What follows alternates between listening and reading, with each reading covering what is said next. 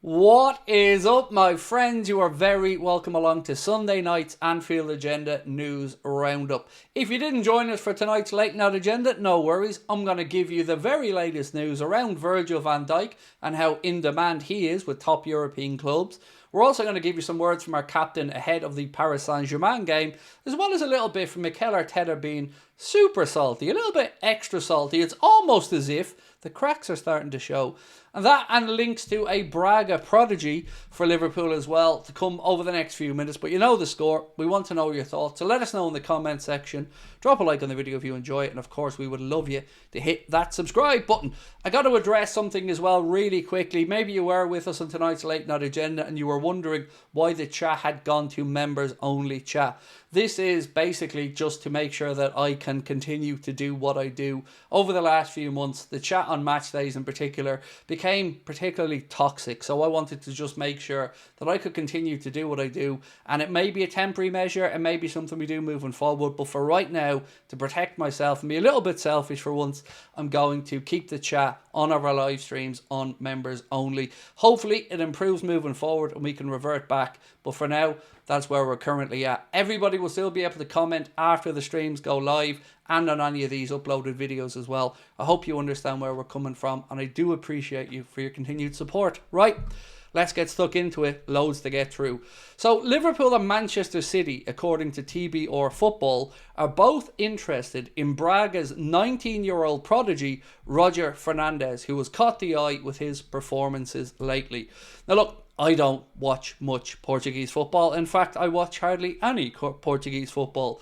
But let me know. I'm sure there are people in the chat who know a lot more about this kid than me.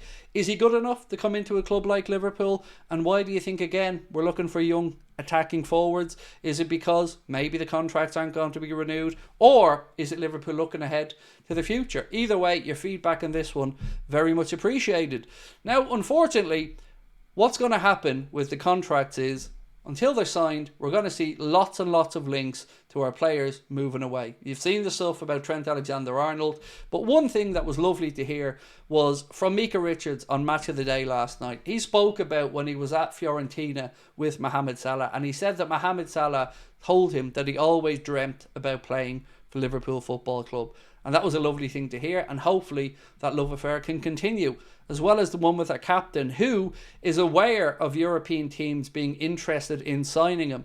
Representatives from Atletico Madrid, Real Madrid and Bayern Munich were all present at the Paris Saint-Germain game as they look to maybe get our captain over to one of their clubs for next season. Now, you and I and every other Liverpool fan around the world hope that Virgil van Dijk, Mohamed Salah and Trent stay, but it is not in your control, it is not in my control.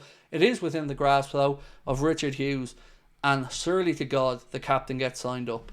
We've pretty much won the league today. Arsenal drawing at United means we're now 15 points clear. We're going to move on to Mikel Arteta and his antics in a moment, but for right now, there's no rational reason to not give the captain a deal. So get it done, and then we won't have to read about any of these stories about Real Madrid's or Paris Saint-Germain's, Bayern Munich's or anybody else, because the captain wants to be here and every single Liverpool fan wants him here with us.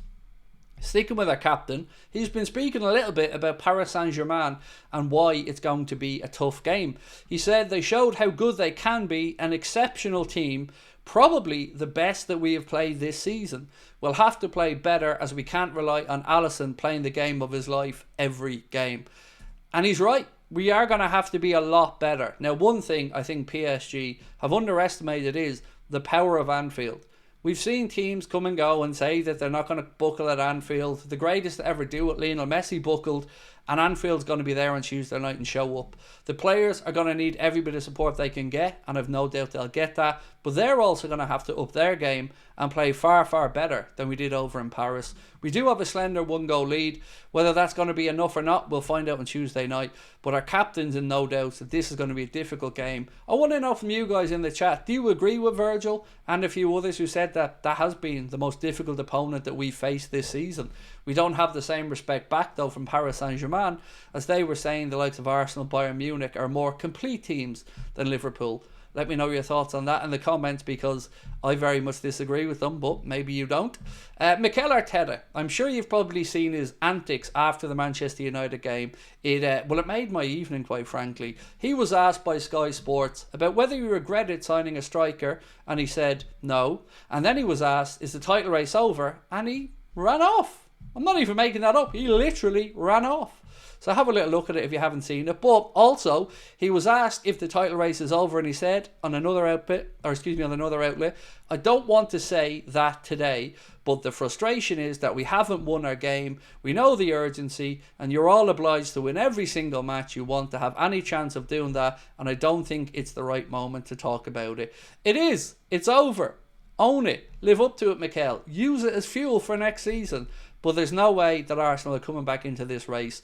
They haven't been able to go a month without dropping points. Liverpool are 15 clear with 9 games to go. Arsenal have a game in hand. If they win that, it's down to 12. Liverpool would have to lose 4 and draw 1 of their last 9 games, and Arsenal would have to win every single one of them. Something that they've been unable to do at any point this season for that length of time. They're not going to start doing it now while they have injuries and players out. Now, on PSG on Tuesday night, we now know the official for the game. So the referee is going to be Istvan Kovacs, Kovacs. He'll referee the second leg of Liverpool versus Paris Saint-Germain on Tuesday. The Romanian referee has given 18 yellow cards and 2 red cards so far this season in the Champions League. So let's see how he handles the occasion on Tuesday night. I have to say, the young referee we had in the league game against Southampton, I thought he did remarkably well. I was very impressed with his performance.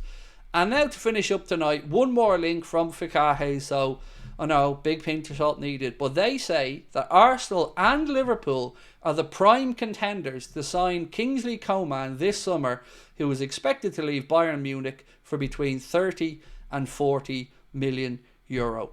And I'm saying, on behalf of everybody, no thank you. I don't believe this story. I think they're taking it from one of the publications in Germany as well.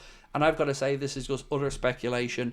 I can't see Liverpool wanting Kingsley Coman because of his age, because of his injury record, and because we have far, far better options out there in the market if we need to bring in a player. But maybe I'm speaking out of turn. Maybe you disagree. If you do, let me know in the comment section. And also, here's a quandary for you and a question. Don't know what a quandary is, but here's a question.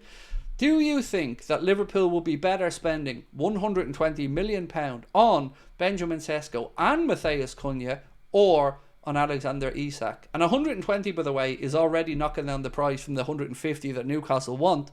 So let me know your thoughts on that one. And do you think Jurgen Klopp could play a bit of a stroke in this for us? Obviously, he's working with the Red Bull clubs. Benjamin Sesko will probably depart in the summer. His release clause is about 80 million euro.